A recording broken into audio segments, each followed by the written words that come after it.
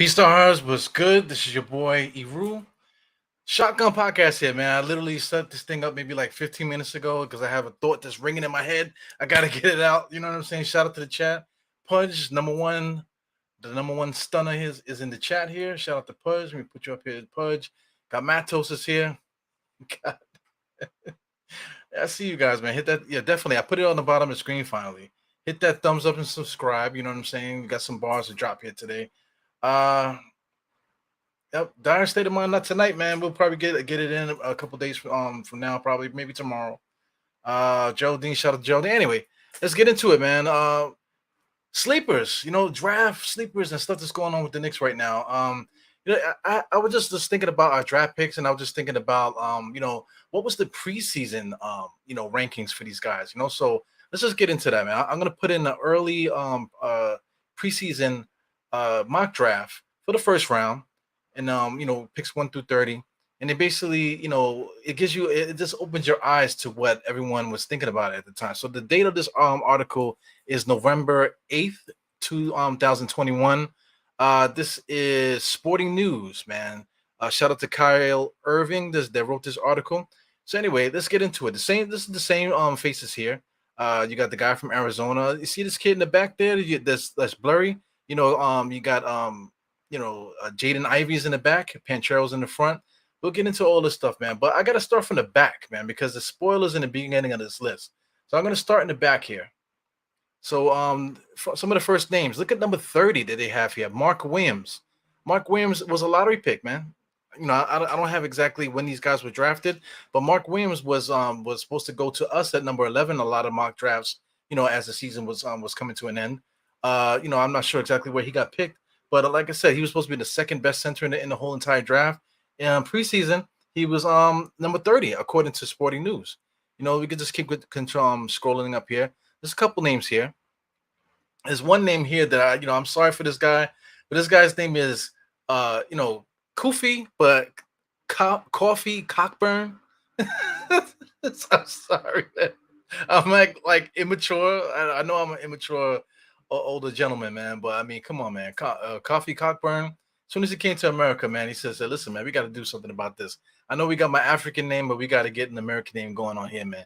But I didn't hear his name much. I don't even remember if he was ever drafted. This dude is a big cat, man. 7 feet, 285 pounds. I'm not, like I said, I'm not even sure if he was even drafted. If anybody in the chat can enlighten me, I don't remember seeing his name being called throughout the entire draft. I mean, the kid is huge. Look at him. 7 feet tall, big as hell. So anyway, just keep moving here. Marcus Bagley, Arizona State. Just scroll down to these names here. Let me know when you see a name that jumps out at you, man. Keegan Murray. Keegan Murray was projected to be number 22, according to Sporting News, of course. 22. He was drafted 4th. Actually, we were supposed to trade all of our draft picks and future draft picks and players and stuff like that to the Kings to try to get Jaden Ivey, right?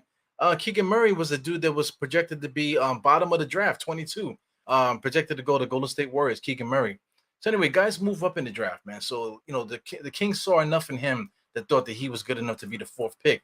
And to hell with the Knicks, to hell with whatever draft picks and young players that we were planning to trade them, allegedly. That's according to all the rumors, the quote-unquote rumors, and all the reports from the reporters that always get everything wrong. Because what played out, nobody reported it. Nobody had any insight or any knowledge that was saying that that the Sacramento Kings were going to pick Keegan Murray, definitely. That was their guy. Nobody said that was their guy. Nobody never wrote anything about Detroit getting Jaden Ivey. You know what I'm saying? So now that when it played out, now you kind of get it. Now you know why the Knicks did what they did, because there's nobody else in this draft worthy of drafting.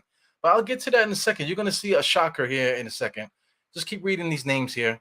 Jamie Jaquez. These are guys that were highly coveted in the beginning of the year.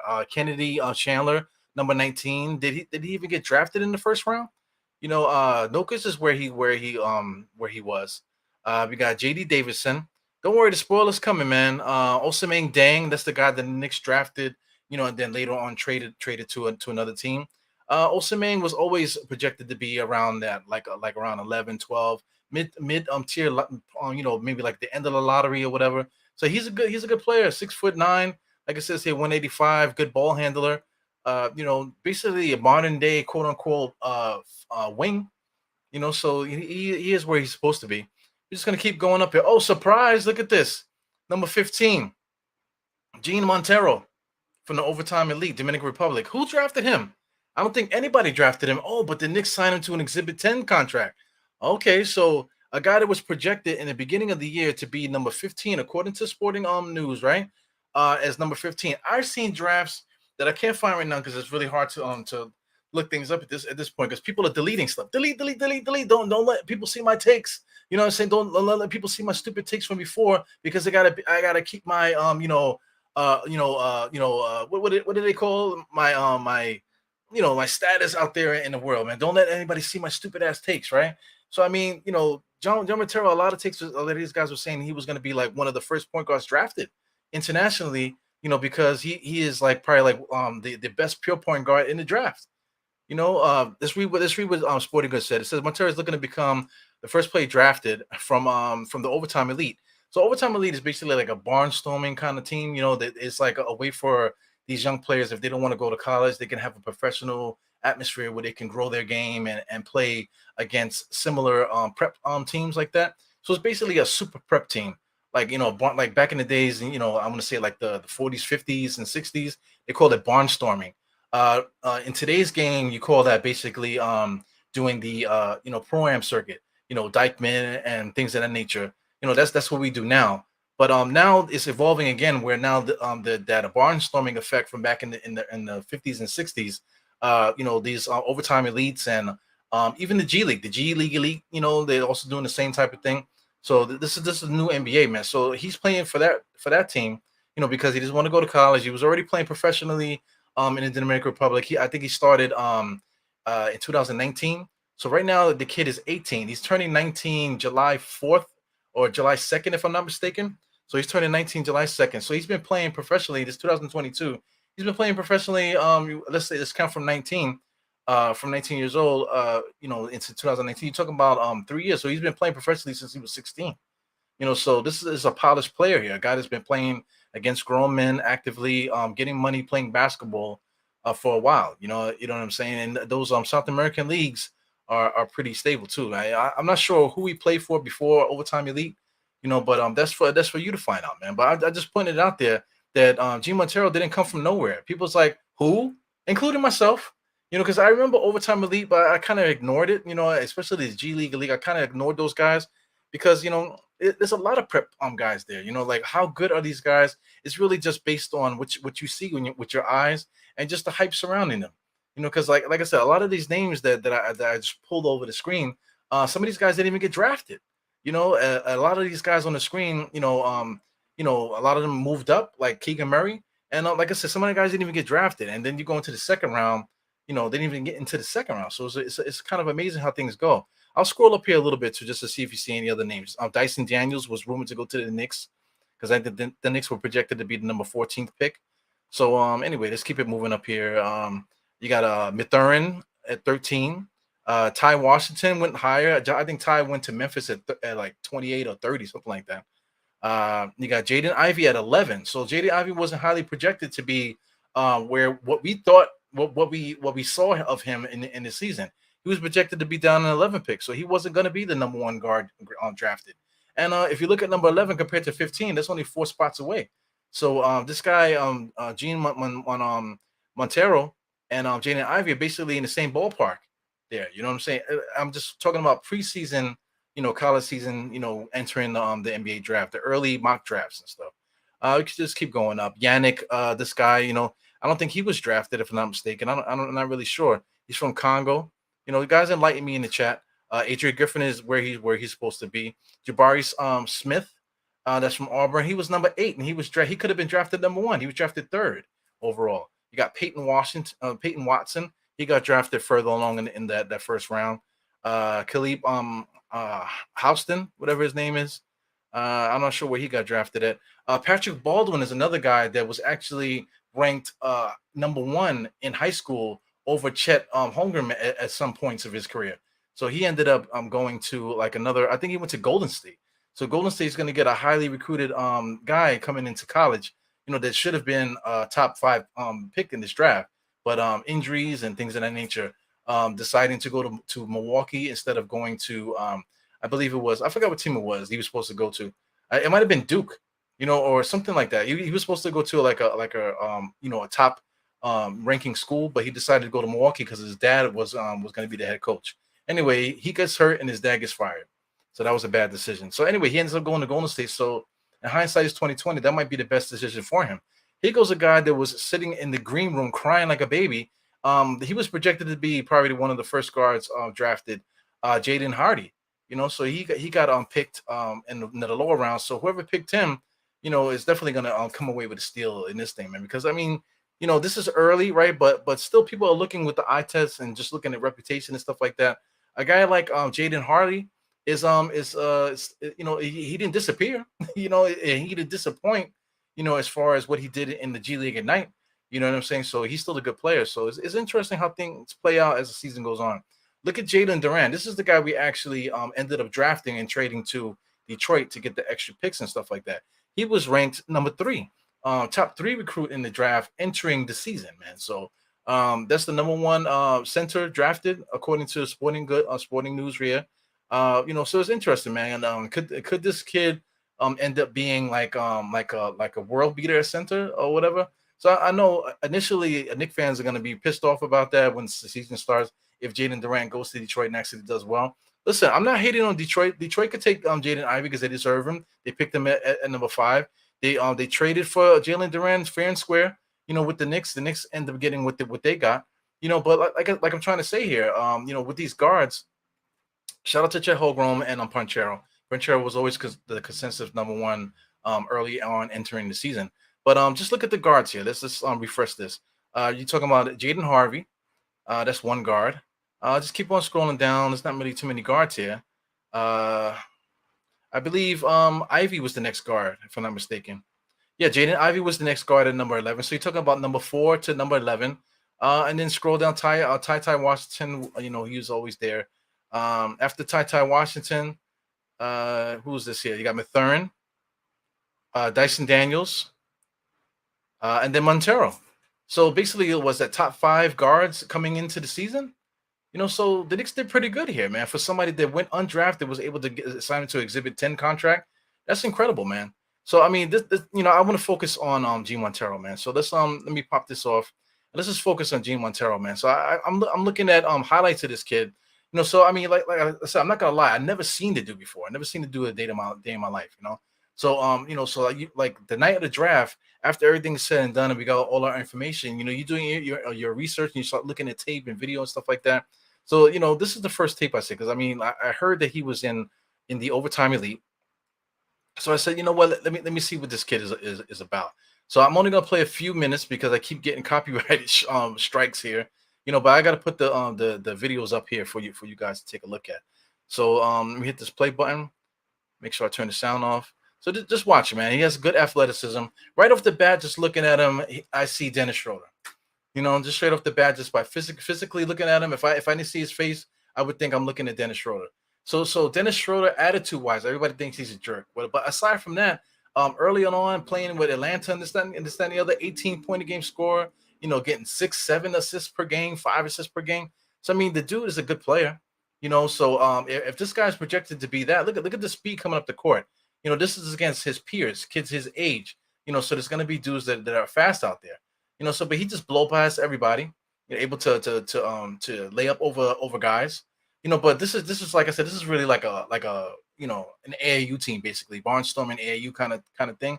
So when you watch this video, you gotta look at it with a grain of salt. So I mean, like I encourage you to go check out the videos of him playing against the USA team, against players his age. I think it was like on 18 and under or whatever. It wasn't the men's team. It was the team right before the men's team. He has good court vision, good jump shot. He's not afraid. He's not afraid to play. That's one thing. High confidence. Look how he looks around. He's looking all around, keeping his dribble. Looking around, see what's going on there. So I mean, this guy is a pure point guard. One guy that he reminds me of is Tony Wooten. For those that remember him, he got drafted by Philly, if I'm not mistaken, and he ended up signing with the Knicks for like a little while. But he's weird, man. He had tore his ACL like a couple times. And I think he has some like personal stuff going on, some red flags in that way. But he's the guy that's from Seattle. I'm talking about Tony Roten now. He's the guy that's from Seattle with the super handle, whatever. He was in some pro am tournament in Seattle where he hit this guy with the freaking with the sham guard and then went in between the legs twice and whatever. So I mean, the guy has a super handle, but I'm just talking about body wise with the wide shoulders and the slim build. You know what I'm saying, and a really good handle. I really think that's a good comparison for him. So I mean, I think we got a steal a guy that was projected to be like basically a lottery pick, top five guard drafted entering the season. This is the guy that we got for an Exhibit 10 contract, man. So I mean, that's incredible to me, man. For those are still complaining, don't know what the direction is, that this is what it is. The Knicks have consistently got sleepers, man. I'll get into that in a second, man. But let me take a look at the next person that we drafted. Um, the next person that we drafted was Trevor Keels. So Trevor Keels, I know you guys seen a bunch of highlights of that guy. So I won't play the highlights. Like I said, I'm getting killed with the copyright strikes. But Trevor Keels, they compare him to Lou Dort. For the older fans like myself around my age, you're talking about Riley Stuckey. Riley Stuckey played for Toronto. I believe Stuckey played for he played for a couple other teams too. I think, but everybody really remembers him from Detroit. So anyway, he was a good ball handler, very strong finisher, and this, that, and the other. The thing with Trevor Keels is that he's 18. He's really huge, like 225. So somebody like that, he just needs to get into NBA basketball shape. So definitely, I'm quite sure the Knicks drafted him for a reason. There's some mocks when you look at it. Like I said, I really put this together like 15 minutes before 10 before I started this. Literally put it like 15 minutes ago. So I couldn't really find the mocks that had Trevor Keels in the first round. But Trevor Keels was actually sometimes projected to be a lottery pick in a lot of these early mock drafts. Entering the season. The reason being is because he was going to Duke, number one. Number two, he's young, 18. So entering the draft, he's supposed to have been coming in as like their shooting guard. But that didn't really work out because if you look at Trevor Keels' stats, which I'm quite sure everyone's seen it a bunch of times and read and saw some of these scouting reports on this guy. His jump shot, 3-point shooting wise, was only 31%, but his 2-point percentage was 50 something percent, 54, I believe, 52 or 54. So I mean that's decent. 54%, I believe is decent especially for a college player because they play rough in college. It's a different style of game. So just playing in a little bit more open offense, I think that will loosen up the game for him, right? Then also he played with a bunch of guys that got drafted to the NBA. Talk about Mark Williams, talking about Branchero and AJ Griffin. He played with three other guys that got drafted to the NBA. He got hurt a little bit in college as well. So I mean, you're playing like the fourth wheel to these bigger guys here. So you're not able to shine in that way. But you can't use that as an excuse because there's so many people that got drafted in this draft that average below double figures in scoring and stuff like that. Some guys didn't even start. Some guys didn't even play basketball in college. Some people didn't even play in no overtime elite leagues and nothing like that. They straight up didn't do anything, and they still got drafted in the NBA draft, man. So that's not an excuse, man. So I mean, this guy is well coached. Played for Coach K in his last year.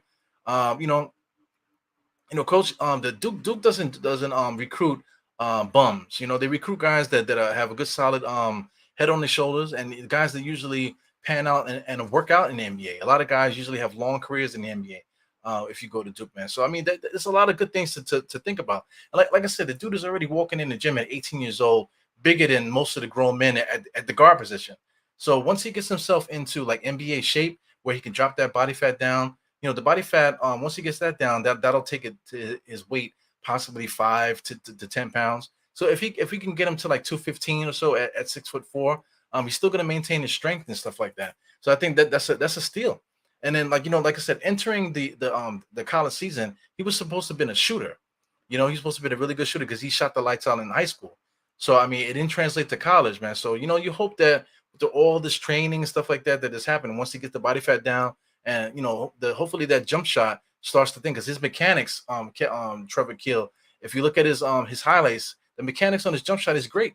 He's nice and line. He lines straight up, just exactly like I shot it just now. Everything lines up perfect when he shoots the basketball. So once you have those mechanics and the physical tools and stuff like that, I think it's incredible, man. And the dude plays defense. He's a nasty player. Not disrespectful nasty, but he's strong, man. He threw one guy to the ground just going up for putting the layup back up. So he's definitely one of the bigger guys out there. So shout out to Trevor Keels. I'm not gonna hit his plays video, but I just painted the picture that the Knicks picked a guy that probably was projected to go into the first round entering the season.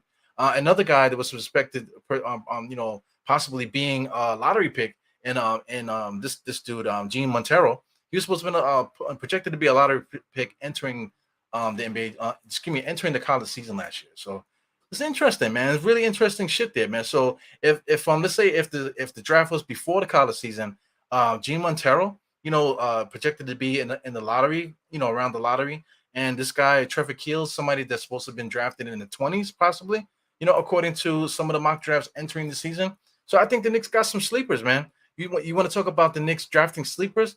Let's get into that as well, man. I'm gonna put up Basketball Reference and just put up the Knicks draft picks, the last few seasons, man.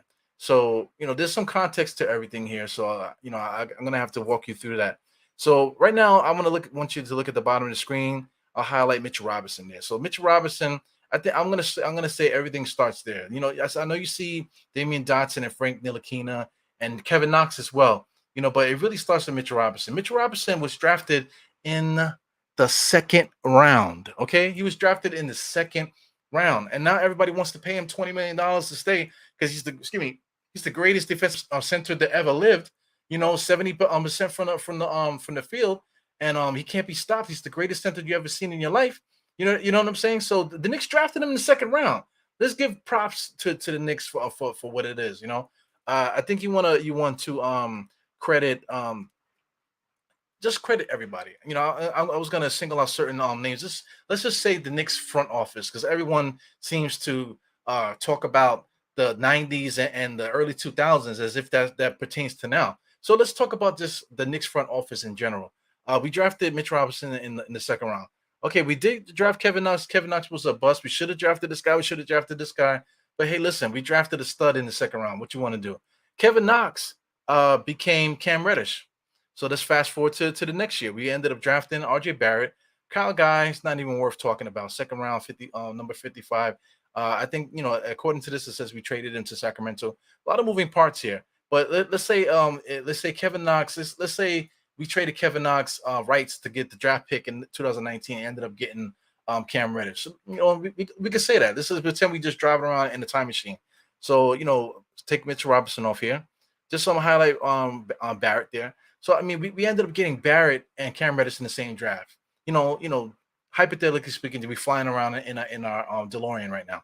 So the next season, we get Obi Toppin. Should we have drafted Obi Toppin? We already had this guy Julius Randle. Right now, everybody wants to get rid of Julius Randle. So hindsight is 2020. Obi Toppin is a good pick now.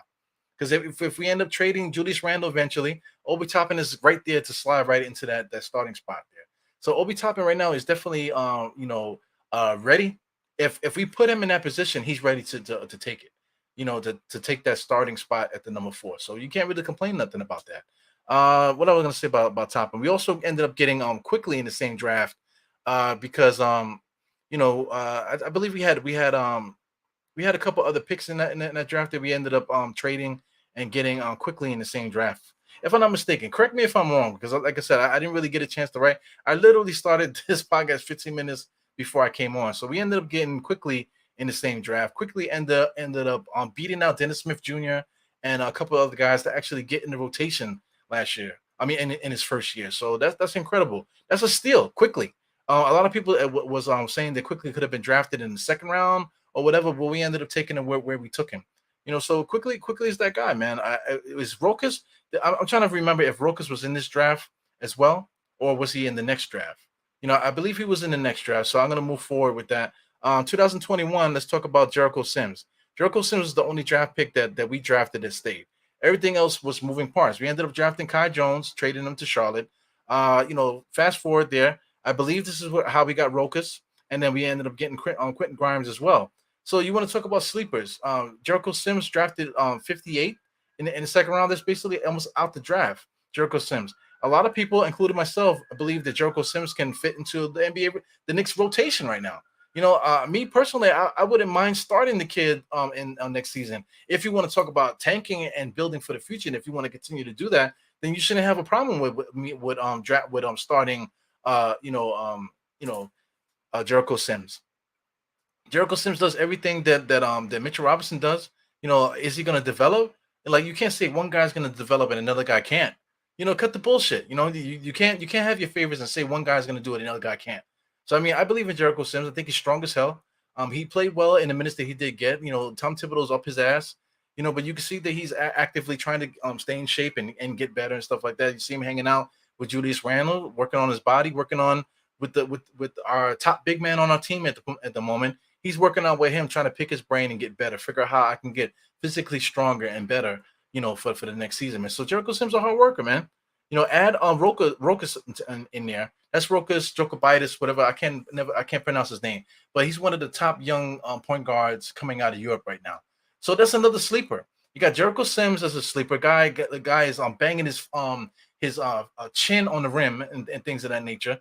Jumps out the gym. He's a sleeper, man. 58. Who would have thought that somebody in the 58 pick would potentially be a starter for us next year? Shout out to Rokas. Rokas, like I said, he's one of the better European point guards out there. Young European point guards. Every time you look around, you see an article of him in some European tournament being like one of the top players or having a crazy highlight. Because I don't really get EuroLeague because they have so many different tournaments there that I really just don't. I really can't follow it. I hope the NBA never follows that suit because I can't get down with like, okay, it's a season, but it's like so many different tournaments and whatever. I can't really follow that. That's not exciting to me. So I hope the NBA doesn't do that. That's a really hard pill to swallow. Let's talk about Quentin Grimes. Quentin Grimes was actually a McDonald's All American. He played for Kansas, transferred to Houston, I believe, and then got drafted. So he stayed in the NBA a little longer than he should have. But he, like I said, he was a high school All American and the McDonald's All American. So he was projected to be top 30 recruit or whatever. No, what is it? How many players that they have in it? 12 and 12, a top 22 recruit coming out of high school. So I mean that's basically a high school all-star team. If you make the McDonald's All-American, chances of you making into the NBA is very high. Chances of you being an impact player in the NBA is very high. So I mean, Quentin Grimes actually was mixing and mingle with those guys. Everyone knows his jump shot is elite. He has an elite jump shot. His body's NBA ready. You saw that his leadership ability. You saw his ability to affect winning. Quentin Grimes is that dude. We ended up picking him.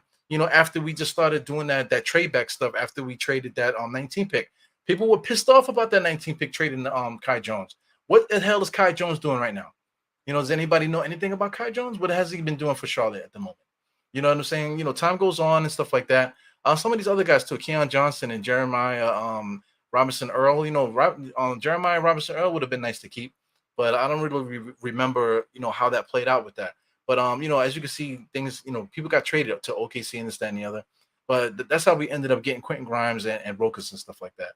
So I mean, these are all super sleepers, man. Guys that were elite coming into the college ranks, end up getting putting themselves in a position to get drafted.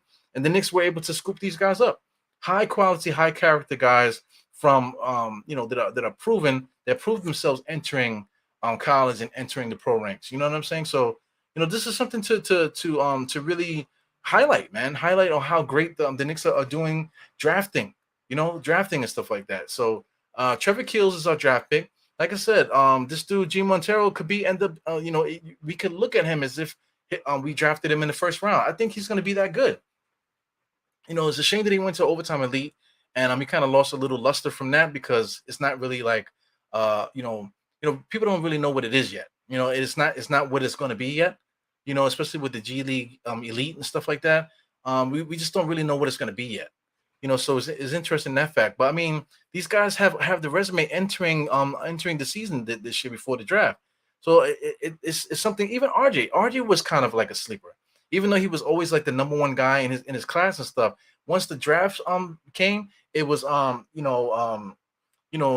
big fella that's standing next to him, and it was the other kid from Memphis. So people were looking at them, and now RJ is the other guy. And how many lists did RJ get taken off of because people purposely are doubting him and whatever. He's a sleeper. Even though he was drafted at third, he's a freaking sleeper because nobody believes in his talent. He's not on any of the young people list. Every time they make top players on the 25 on this, that, and the other, RJ Barrett's never on the list. And there's a whole bunch of other guys that are not as good as him that are on the list. RJ Barrett don't get no respect, so he's a sleeper. He belongs on the with this list of players that the Knicks ended up getting here. So what I'm getting at is that the Knicks are actually doing a good job. The Knicks are doing a good job getting talent on this roster. Getting a first round lottery style talent. Here and basically everybody's popping. Everybody's popping. Mitch Robinson popped. RJ popped. You want to talk about Kevin Knox? Didn't pop, but we turned him into Cam Reddish. Everyone believes in Cam Reddish's talent. Obi Toppin popped. Quickly popped. You want to talk about Jericho Sims? He popped. Quentin Grimes popped. And Rokas, if he was in the NBA right now, he would pop too. One guy I forgot, Deuce McBride. Deuce McBride still has something to talk about, but he killed the G League. He's like every time he went to the G League, triple double and highlight dunks and 18 assists and all kind of craziness. So Deuce McBride did his thing too. He belongs in the NBA. Tom Thibodeau didn't do a good job of incorporating him as the point guard. So that's something that we need to revisit. As time goes on here, man. So entering the season, now, like I said, I forgot about me write Quentin Grimes here. Deuce McBride here just for my own thought processes later. But let me read these guys off again: Mitchell Robinson, RJ, Cam Reddish, Toppin, Quickly, Jericho Sims, Rokas, Quentin Grimes, and Deuce McBride. Come on, man. Trevor Keels, I think he's going to be right in the mix of these guys. This when you want to talk about mentally and how these guys approach the game and everything like that. Listen to interviews and stuff. Gene Montero, all these guys are about the same. They're about the same kind of mental. The Knicks are picking guys with the same spirit, with the same drive, things of that nature, man. So I think the Knicks are doing a great job, drafting with the Knicks, man. So I know I'm long-winded, 35 minutes of me talking to myself here. You guys are listening and this, that, and the other. What do you guys think about what I'm saying? I'm gonna scroll up just to say what's up to you guys. There's a lot of stuff saying, but anyway, let's start now because you guys are saying a lot here. Garrison Brooks too. I forgot to write him down. Let me write Garrison Brooks down here also. Garrison Brooks is a tough motherfucker, man. If you want to compare him to anybody, Garrison Brooks, I want to say young Taj Gibson. I don't know if anybody agrees with that. Did you say that here, Geraldine? Yeah. I got you, man. I got you, Geraldine. But when I see Garrison Brooks, I see Taj Gibson. I see a young Taj Gibson, a dude that's a grunt, catches the ball, turns around and dunks it. You can see that he can develop that way. And in the game too, I think they knocked his teeth out in one of the games, and all he did was just keep playing. They wanted to stop the game because his lip was all busted and everything. Everything was like his tooth came out. But he kept playing. He didn't start fighting the dude. The dude apologized. He didn't apologize fast enough, but he did apologize, whatever. But Garrison was like, yo, man, whatever, play ball, check the ball. You know what I'm saying? So somebody like that's a good player too. That just shows that the Knicks are trying to get guys that that have that spirit, that will to win, the love of the game and things of that nature. So I think like a dude like Garrison Brooks, I think he might end up sticking on the roster. Definitely G League. Definitely G League, possibly becoming like a two-way player. G Montero might end up being a two-way player for us, because he's an Exhibit 10 guy. Same thing with Garrison Brooks. He might end up being a two-way player for us. We'll see what happens here. We definitely got to move Jericho Sims out of that realm. We definitely got to move Deuce McBride out of that also. So those might be our two the freaking G League contract guys. The two-way contracts. That'd be interesting, man. I'm really, really interested in the players that we picked, and I believe in what the Knicks are doing. Now, you talk about the home runs and stuff like that. We already talked about that until we throw up about not missing out on Jaden Ivey. What's the direction? Jaden Ivey was not ours. I explained that in the beginning of the podcast. Jaden Ivey was not ours. Sacramento didn't want him. Sacramento wanted Keegan Murray, a guy that was ranked number 22 entering the year. They drafted him fourth. Jaden Ivey was ranked 11 according to the Sporting News, that the article that I put up there. A lot of other drafts agreed that Jaden Ivey wasn't one of the top guards entering the draft. It was his second year. Let's forget about that. It's not his freshman year; it's his second year playing there, man. So they already had a whole season to look at. So they didn't have Jaden Ivey ranked as high, entering the season. So I mean, it is what it is, man. Guys develop, how they're gonna develop. Fans will fall in love with certain guys, and they get disappointed if we didn't get the certain guy. But I'm gonna say it one last time. This guy Gene Montero was projected to be 4 positions behind Jaden Ivey. So what's real? What is real? That's the question I keep asking everybody. I asked Stupid Videos when he was on here. Stupid Videos is an account. He's a draft expert. I also asked, I am Jarrell. He's also a draft expert. What's the difference between these fucking players? What is the difference? You have to really deep cut and tell me what is the difference between Dyson Daniels and Johnny Davis. Mathurin. What's the difference between Mathurin and Johnny Davis? Mathurin and that other dude, Malachi, whatever his name was. What's the difference between these guys? What's the difference between those guys and Trevor Keels? Like I said, in the beginning of the season, Trevor Keels was in the mix of these guys. They were in the same sentence. So who tells you who's better than what? Like I said, there was guys that were drafted that had terrible stats in college, and they got drafted in the first round of this NBA draft. It is what it is, man. So I mean, but believe my thing is, with these quote unquote experts, nobody's ever right. So I trust you guys, the fans. I trust like people like me that do decent research, that get a thought in mind and they can't go to sleep because they have to get it out. You know what I'm saying? They put this information out there. This is something that we need to talk about, man. They shout out to Stupid Videos, man. Shout out to Cully as well. Me and Cully was talking about the draft as well. I would have picked Cully up or some of you guys too, because I know you guys pop on late. Well, shout out to Knicks at Night TV. He does content as well. I could have hit some of you guys up, man, but sometimes you get a thought and you got to get it out there, man. So anyway, this is my thought process here with the Knicks.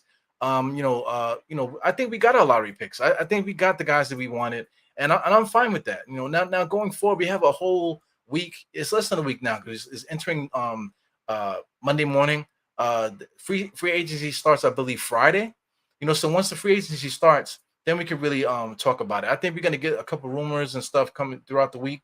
We'll talk about that, as time goes on. And I think maybe the day before or leading up to the deadline, I'm quite sure something's gonna happen before. We're gonna hear it at midnight when guys start signing contracts and stuff. We're gonna start hearing a lot of stuff.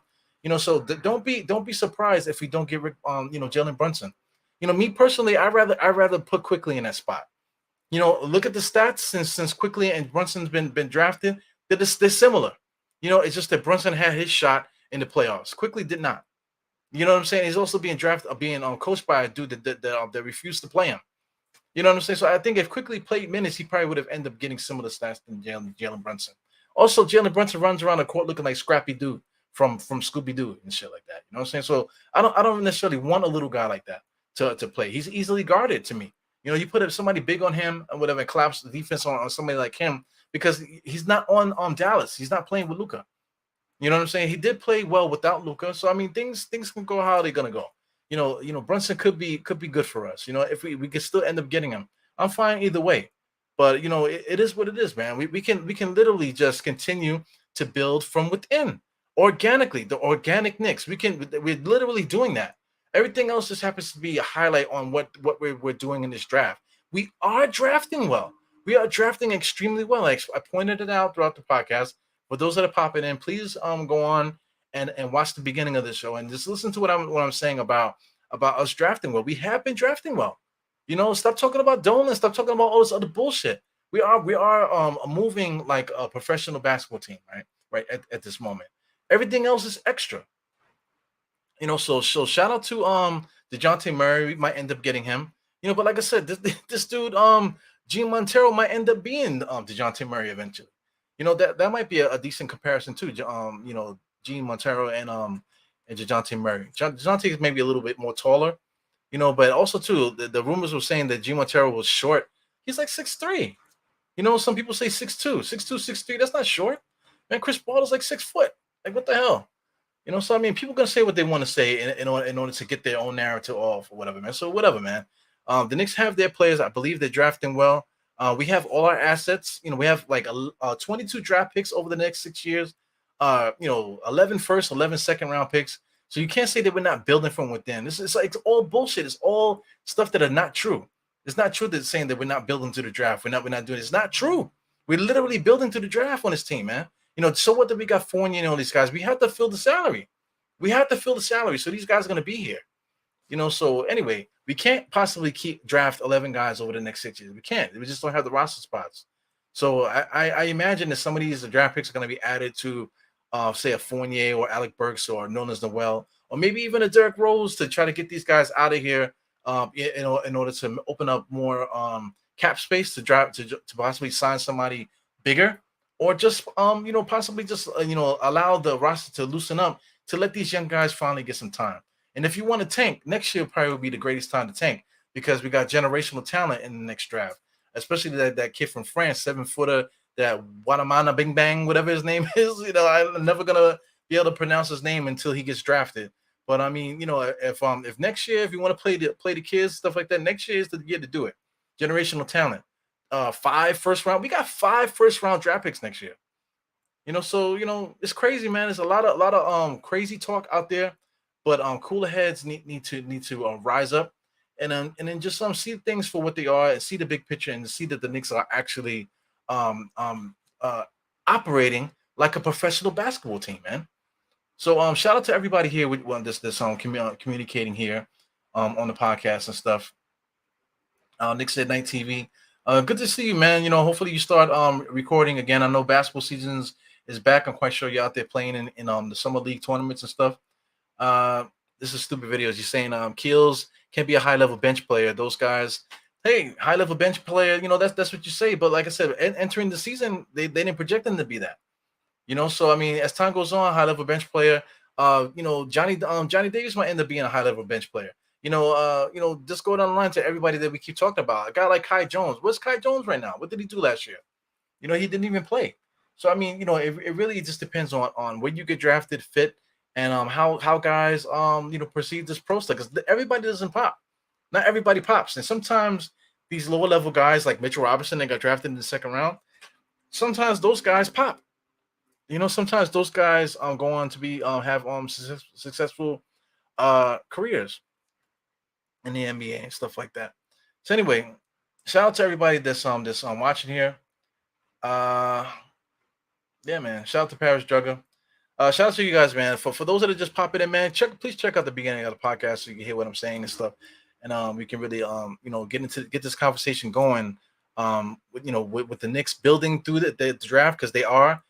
We're still keeping cap space available just in case we can make a play to get somebody, and we have the veterans and stuff like that to trade along with these draft picks to make it happen, because we proved that we can do that with the way that we moved Kemba Walker. So anyway, stay tuned, guys, man. We got a lot to talk about this week. I'm quite sure we're going to be hit with a lot of bullshit rumors. We're going to cover everything. I have more stuff to talk about other stuff here too, man. But this is really just a shotgun podcast. Had to get the start out. And, I'll see you guys next time, man. Thank you for supporting the podcast. It's been a lot of content being put out there the last week or so. I appreciate all the new followers as well. There's been like over 100 followers within the last couple of days. So that's great, man. I appreciate you guys popping in here. Appreciating what I'm saying. I'm getting a lot of great feedback in the comments. Please hit the comments. I respond to every comment that's posted. Unless you clearly trolling me, then I'm not gonna do that.